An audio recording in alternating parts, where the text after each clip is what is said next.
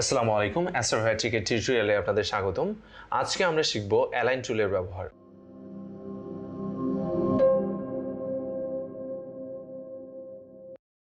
চলুন আমরা অ্যালাইন টুলের ব্যবহার দেখি।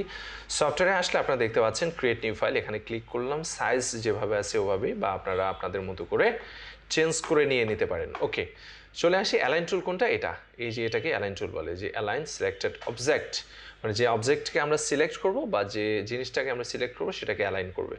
ওকে, চলে আসি আমরা অল্প কিছু জিনিস নেই, এখানে একটা ছোট করে একটা বৃত্ত নেই, দেন আরেকটা বৃত্ত নেই, দেন হচ্ছে আমরা একটা চতুর্ভুজ, এই মাপের একটা চতুর্ভুজ নিলাম, কর্নারটাকে আমরা স্কোয়ার রাখি, স্কোয়ার রাখলাম, অ্যাপ্লাই করলাম, দেন হচ্ছে একটা ত্রিভুজ নেই, এটা তিনটা সাইড দেওয়া আছে, আমরা যতগুলো নিতে চাই নিতে পারি। ওকে ফাইন, আমরা একটা ত্রিভুজ নিলাম, দ্যাটস ইট। এই কয়েকটা জিনিস দিয়ে আমরা অ্যালাইন করা শিখবো। আচ্ছা, এই দুইটা দিলে বেশি রাখার দরকার নেই। ওকে, এই দুইটা দিলে হবে। অলরাইট, চলে আসি আমরা প্রথমে এখানে ক্লিক করলাম, অ্যালাইন টুলে ক্লিক করলাম। ক্লিক করার পরে এখানে দেখেন কি বলছে, অ্যালাইনমেন্ট টুলস। সো অ্যালাইনমেন্ট করার জন্য, অ্যালাইন করার জন্য মানে কি, নির্দিষ্ট পজিশনে যে কোনো কিছুকে রাখার জন্য, অ্যালাইন করার জন্য এটা হচ্ছে এই যে centre to, like top to centre align হতে পারে, বা কর্নারে অ্যালাইন হতে পারে, বা কোনো অবজেক্টের সাপেক্ষে অ্যালাইন হতে পারে। তো এটা অ্যালাইন করার জন্য এই টুলগুলো ব্যবহার করা হয়। চলে আসি আমরা এই যে উপরের যে তিনটা আছে, এই তিনটা নিয়ে প্রথমে কথা বলবো। Align two material. ম্যাটেরিয়াল কি, এই যে সাদা অংশটা দেখতে পাচ্ছেন, এই যে এখান থেকে শুরু করে এটা হচ্ছে আমাদের ম্যাটেরিয়াল। আমরা যে শুরুতে যে সাইজটা দিয়ে দিয়েছিলাম সফটওয়্যারে ঢোকার আগে, ওইটা হচ্ছে আমাদের ম্যাটেরিয়াল সাইজ, এবং থিকনেস একটা দিয়ে দিয়েছিলাম, ওটা ম্যাটেরিয়াল থিকনেস। ওকে, আমরা এই যে তিনটা অবজেক্ট ড্র করলাম। এবার এখানে বলছে কি অ্যালাইন টু ম্যাটেরিয়াল, তার মানে কি এটার সাপেক্ষে আমাদের অ্যালাইন হবে। ফর এক্সাম্পল, আমাদের এই চতুর্ভুজটা আমরা এই দূরে রাখলাম। এবার আমরা যদি এটাতে ক্লিক করি, দেখেন এটাতে যদি আমরা ক্লিক করি, তাহলে দেখবেন যে এটা কি এই পাশে, বাম পাশে এবং ডান পাশে এই দুইটার সাপেক্ষে অ্যালাইন করবে, মানে কি এই দুইটা মিডলে অ্যালাইন করবে। তার মানে কি এটা এবং এটার সাপেক্ষে অ্যালাইন করবে, তার মানে এটা আর এটার সাপেক্ষে অ্যালাইন করতে গেলে এই দুইটা মিডলে নিয়ে আসবে এটা। তো আমরা যদি এটাকে দূরে সরাই নিয়ে আসি, এখানে মিডলে আসবে, আমরা দেখলে বুঝতে পারবো। ক্লিক করলাম, দেখেন এই দুইটার সাপেক্ষে এদিকেও যতটুকু গ্যাপ, ঠিক এদিকেও ততটুকু গ্যাপ, এটার সাপেক্ষে মিডিল করলো। এবার আমরা যদি এটাকে প্রেস করি, তাহলে দেখবেন যে উপরে এবং নিচে সমান জায়গা রেখে অ্যালাইন করবে। সো আমরা ক্লিক করলাম, দেখেন উপরেও নিচেও দুইটার দিকেই সমান জায়গা। অ্যান্ড দেন আমরা যদি এটাকে আবার এইভাবে সরাই ফেলি, দূরে সরাই ফেলে আমরা যদি এই সেন্টার অ্যালাইন করি, তার মানে কি চতুর্দিকে সমান জায়গা রাখবে। পিকচারটা দেখে আসলে আপনারা বুঝতে পারতেছেন। ক্লিক করলাম, চলে আসলো চতুর্দিকে সমান জায়গা। আমরা যদি সেম কাজটা ত্রিভুজের ক্ষেত্রে করি, ত্রিভুজেও চলে আসবে। আবার বৃত্তের ক্ষেত্রেও যদি সেম কাজটা করি, বৃত্তটাও চলে আসবে। তার মানে কি সবগুলো আমার এখন সেন্ট্রাল অ্যালাইন আছে। আমার এখানে যতগুলো অবজেক্ট আছে, সবগুলো অবজেক্টই আমার সেন্ট্রাল, আমার এই যে ম্যাটেরিয়ালে সেন্ট্রালে অ্যালাইন করা আছে। ওকে, আমরা এবার চলে আসি নিচে, অ্যালাইন টু সিলেকশন। যদি কোনো কিছুর সিলেকশনের সাপেক্ষে আমরা অ্যালাইন করতে চাই, ফর এক্সাম্পল আমরা এই চতুর্ভুজটা আছে, এই চতুর্ভুজের সাপেক্ষে আমরা এই ত্রিভুজটাকে অ্যালাইন করব।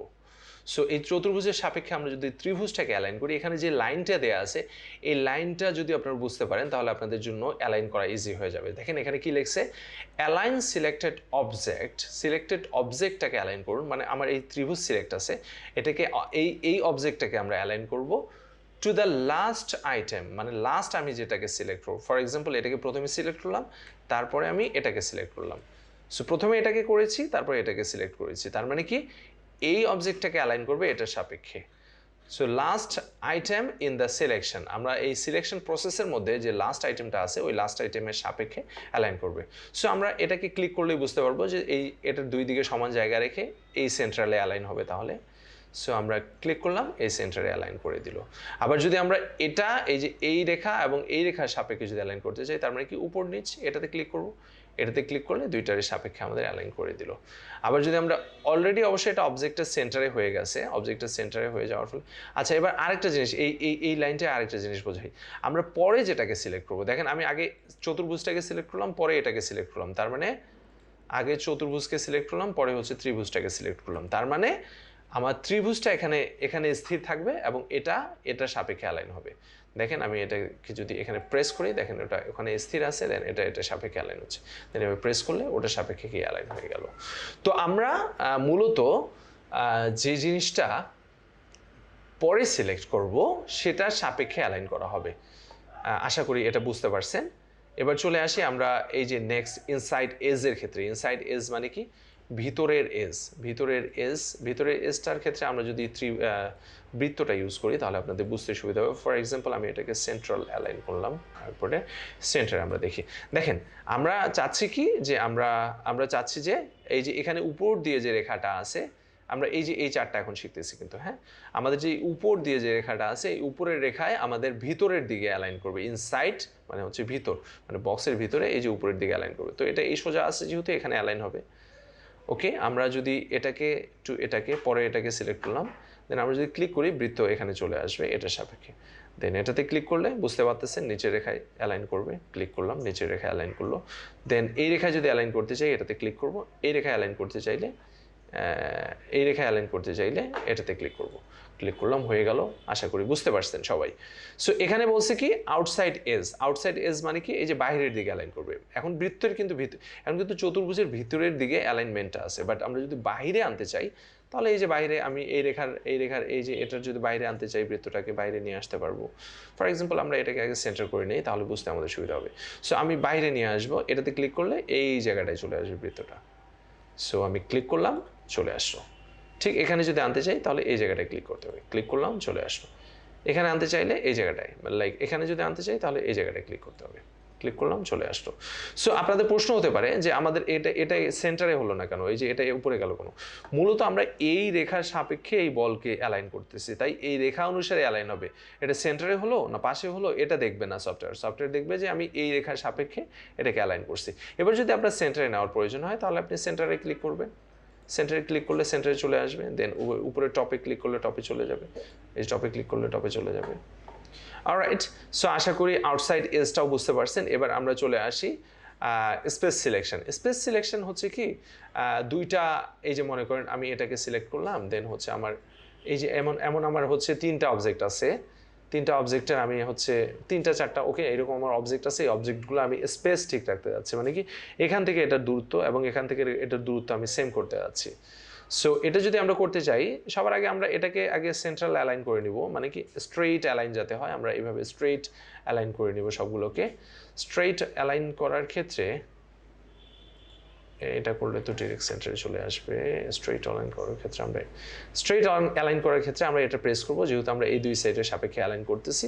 ক্লিক করলাম, দুইটা চলে আসলো। অলরাইট, এবার আমরা চলে আসি যে আমরা কি এই স্পেসিংটাকে সমান রাখবো, এইদিকে যতটুকু স্পেস এদিকে ততটুকু স্পেস। এখানে আপনারা পিকচারটা দেখলেই বুঝতে পারতেছেন যে এখানে উপরে নিচে যখন অ্যালাইন করব তখন এই যে সমান সমান গ্যাপ, এই যে সমান সমান গ্যাপ, এই জায়গাটাতে আমি আপনাদেরকে একটু জুম করে দেখাই।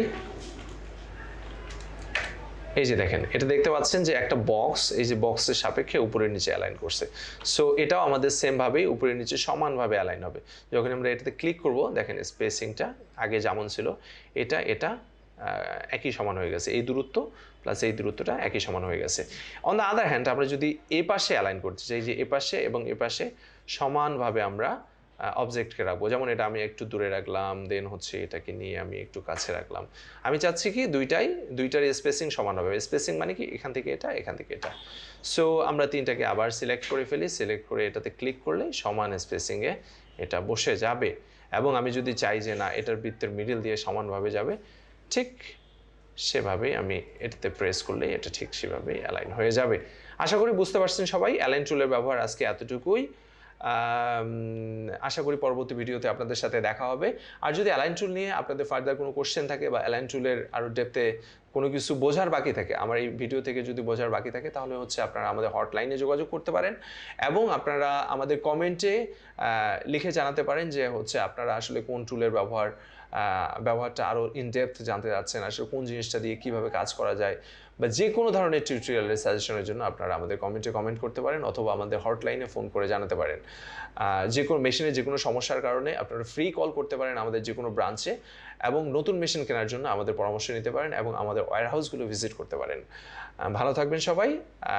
সবাইকে আগামী ভিডিও দেখার আমন্ত্রণ জানিয়ে এখানেই বিদায় নিচ্ছি। আসসালামু আলাইকুম।